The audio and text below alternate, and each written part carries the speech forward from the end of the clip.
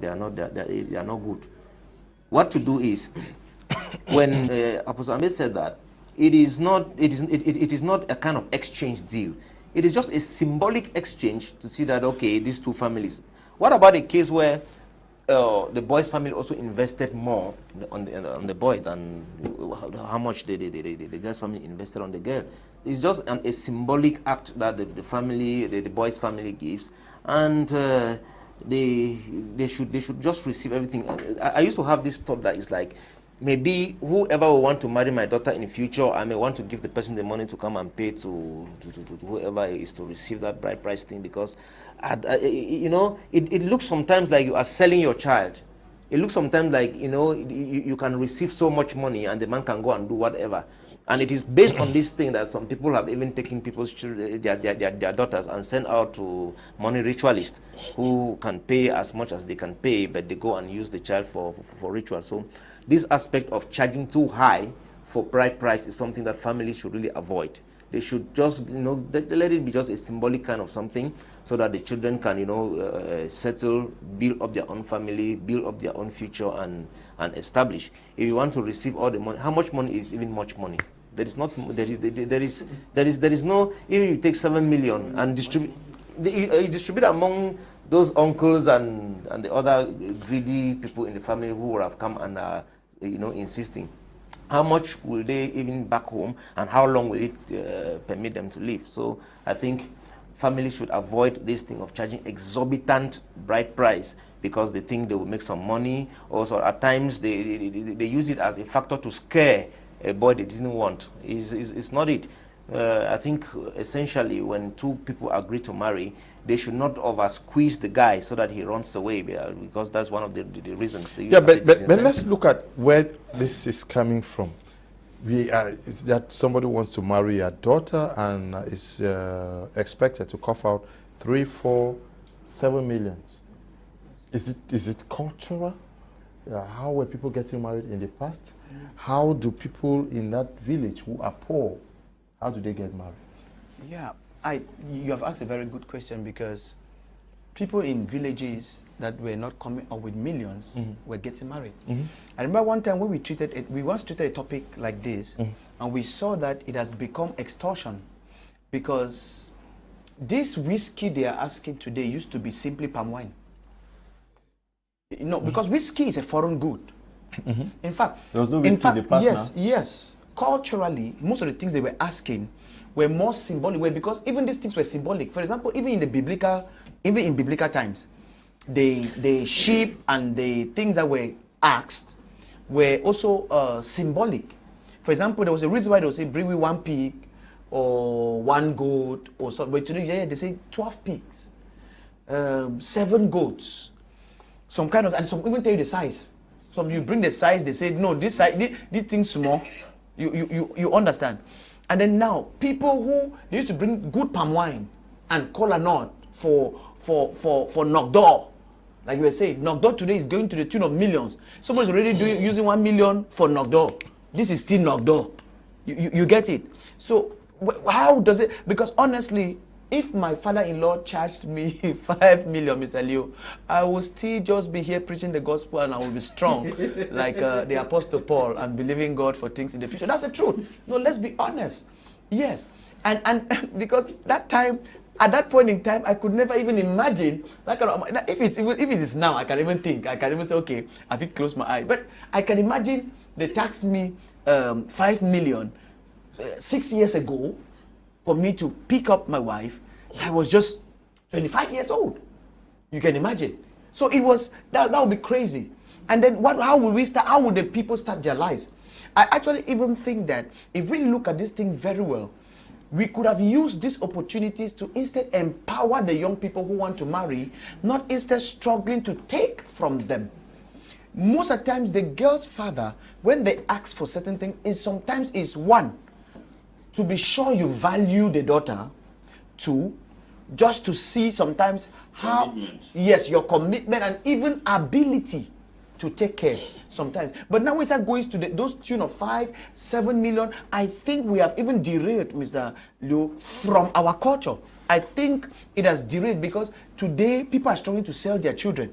They are struggling to sell. It's like I think it's also one of the signs of materialism that has entered even our culture. There's an increase in materialism. And then sometimes, I think I should also give this point, sometimes these things come about because, and sometimes the father, because somebody asked me, why do this father allow the uncles to come? And because sometimes it's not the father, sometimes it's the uncles that put this pressure. I know you see the father just sitting quiet, say, no, I'm not getting anything for talk, my pikin. It's because you don't chop and too.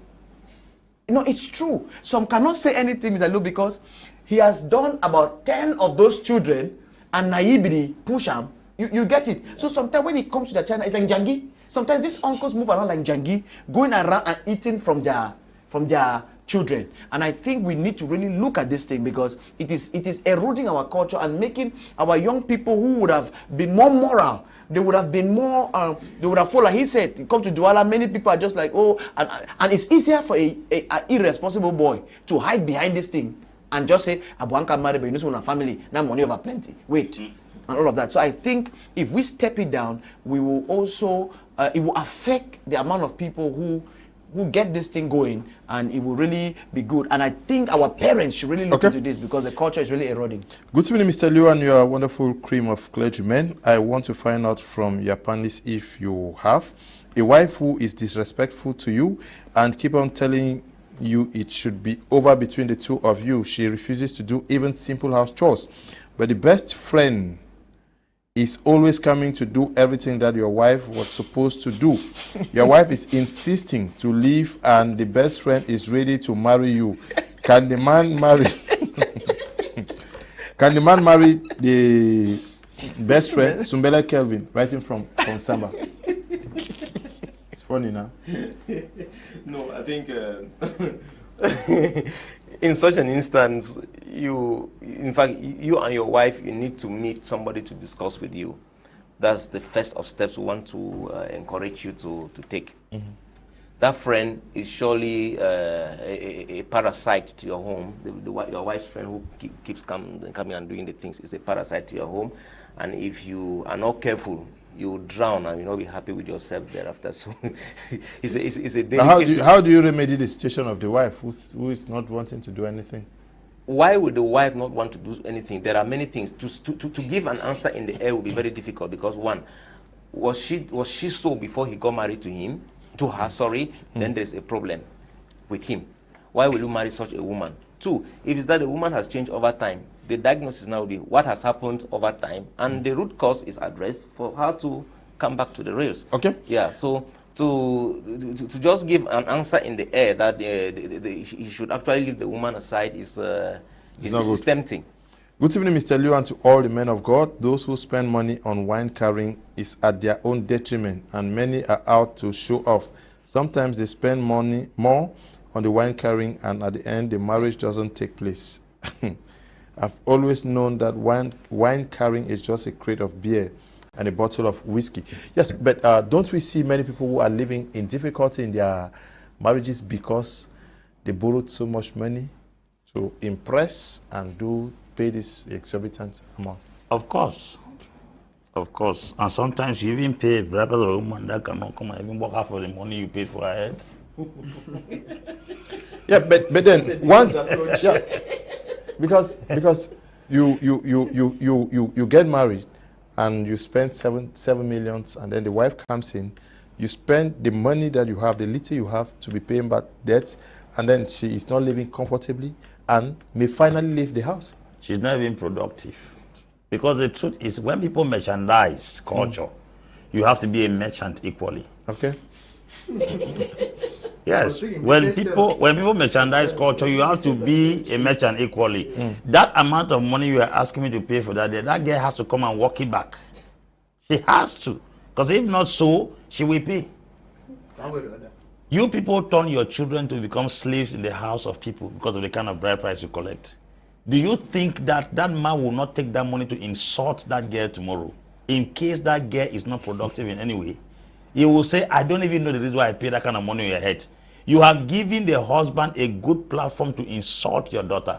As a matter of fact, you are trading the girl's right, you are trading her dignity, you are even trading her position in her marital home. Because tomorrow, no matter who, how holy he is, if he gets angry to a particular extent, he will be forced to vomit the fact that I am still wondering why I counted 7 million to play on your head when you are unable to produce up to 500,000 francs a month. Why did I even waste my time investing that kind of money on you?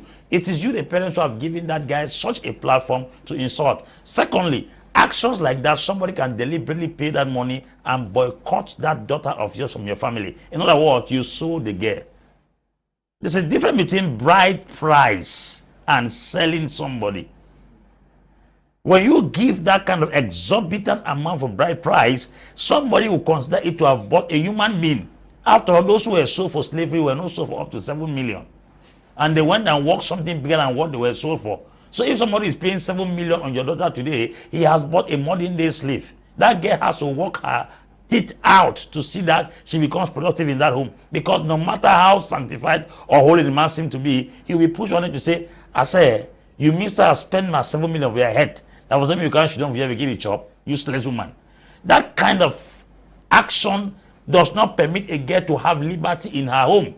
It doesn't give that girl that authority to express herself as a wife. It doesn't. And that's the reason we are condemning this exorbitant bride price with every energy in us. It has equally scared away young men with very bright futures.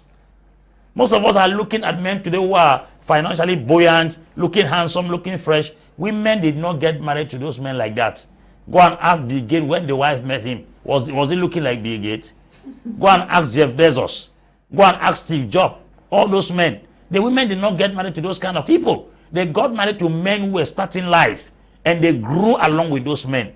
And today, you want your daughter to marry a man that has already made it, because only a man who has succeeded will be willing to pay a bride price for 7-point-something million. That's the truth. A man, and most marriages we have seen successful are people who started from scratch. Imagine Apostle Lefo was getting married tomorrow at the age of 25 years, and you are asking him 7 million. Had Apostle Lefo seen 3 million when he was 25 years old? Do you know where this girl is going now? The girl was married because things were easy and he got the girl. Do you know the future of that girl? Do you know where that girl will position tomorrow? All those great men you see on earth did not get married as great men. They didn't get married as great men. Imagine me, I went to go, if I went to, I got married at the age of 26. If I was to go and get married, they asked me 7 million. Oh God in heaven. Okay, very, very, very difficult. Let's get a second intervention of Mr. Sanji from Romania.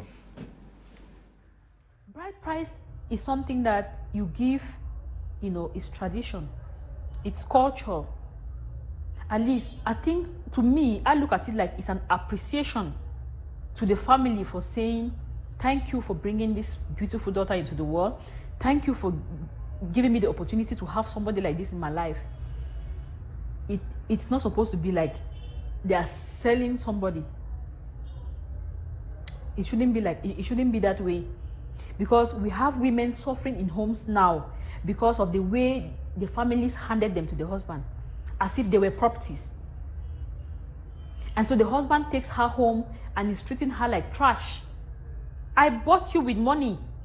Can you, even if you want to leave this home and go back, where will you go to? Can your family pay back the money I paid to them?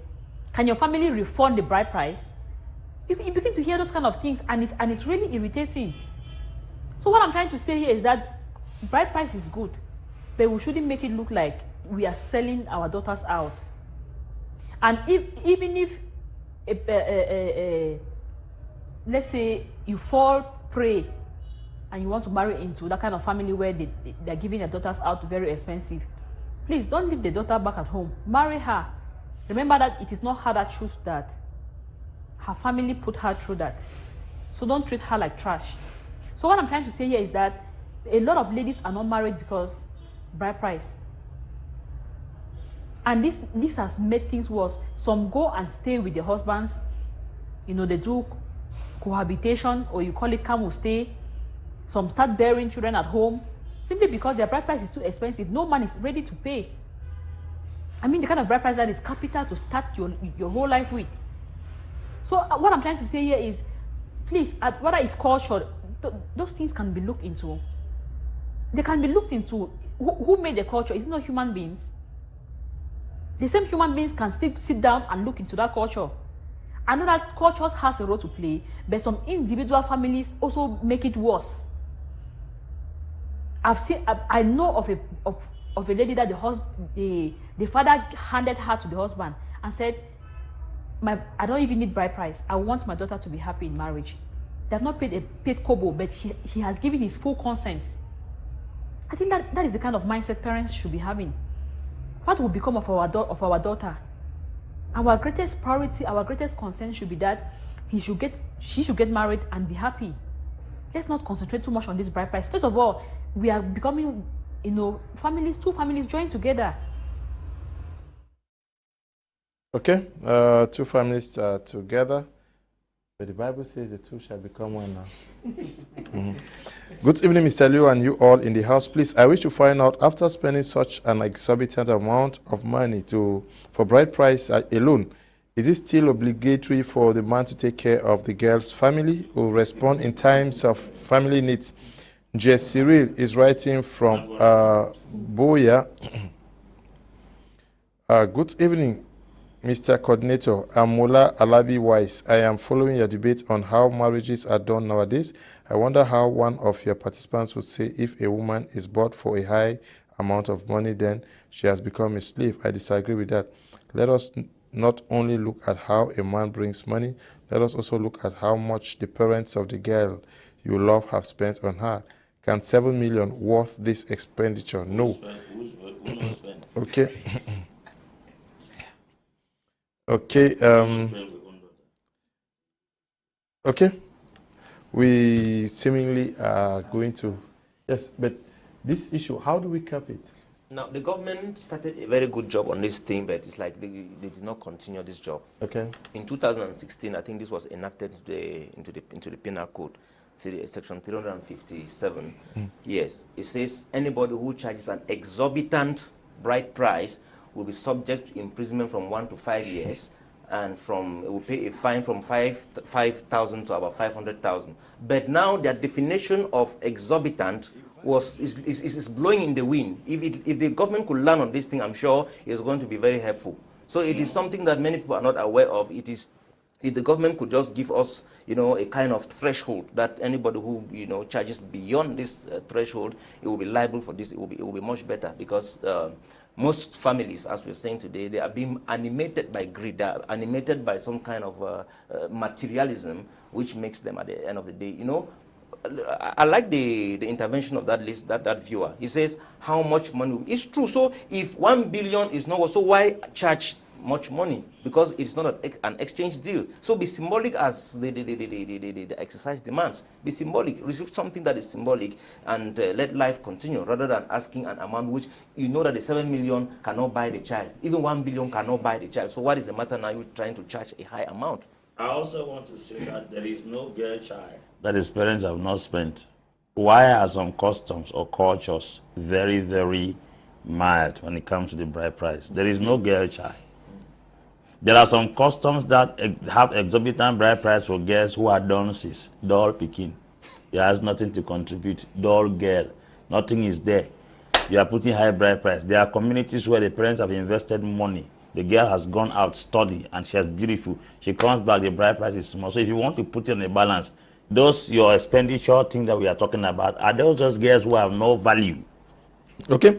Mr. Leo, most of the girls unmarried today are the rich people's daughter who always screen men coming for their daughters, precisely ministers. Okay, I don't know who did that studies to prove that the daughters of ministers are not married. Good evening, Mr. Leo. Please, my husband have been avoiding me for almost 2 years now. Early this year, I find out that he has 2 children with 2 women. When I asked him, he called me names like problem woman. You too like problem. Since then, he is always busy working day and night, and even the short time that he is at home, he always busy with his phone. Anything I try to talk is problem. Please, I need advice. I'm always in pains, and I feel as to divorce him. Please, I need help. Okay? Yes. Yeah. I think before we start giving some kind of tips that can take this woman. I think she needs a treatment. She needs to undergo counseling. I think she should not. Her case is something that we need to look at. You understand? There's a lot she's talking about, this pain and all of this thing. I think we have to look at.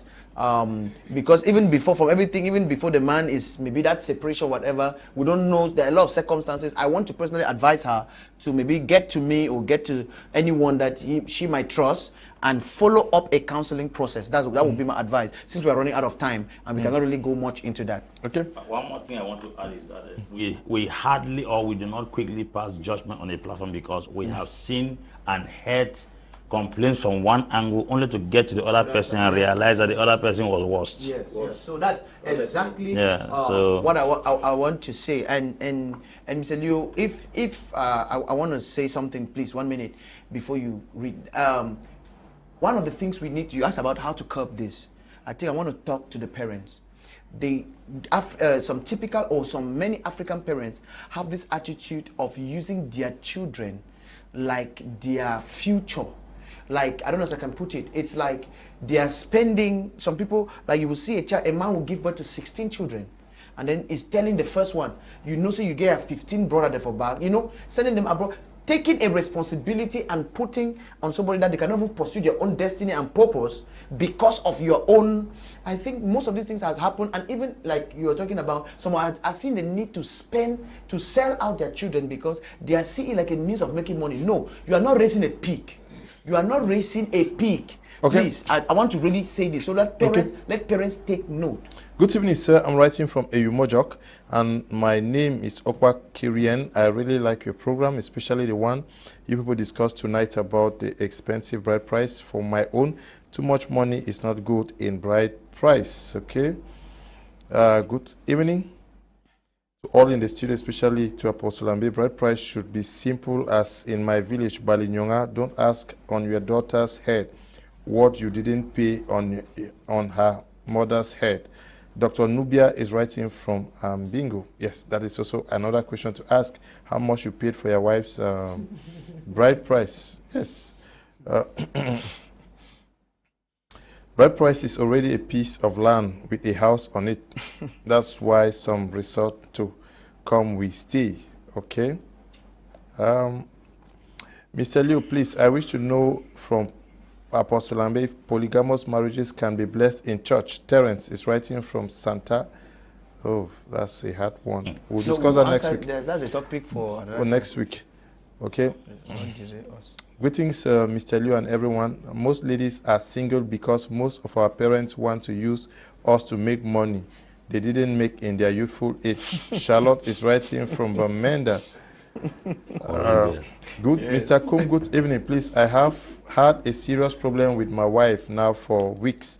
Please, for Apostle Ambe's number, thank you so much in advance. Henry is writing from Bamenda.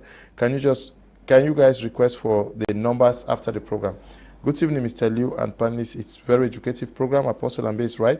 A polygamist who becomes a Christian and remains in matrimony with all wives is not committing sin. Please, a question to the other man of God. If you have a child out of wedlock, then becomes a Christian, what is the fate of the child? Ngu Clinton, Ngu, writing from Bamenda. We are going to be ending here. Thank you for coming, Reverend. My pleasure. Mr. Leo was we are taking the rendezvous next week. Rendezvous next week to talk polygamy. No retreat, no surrender.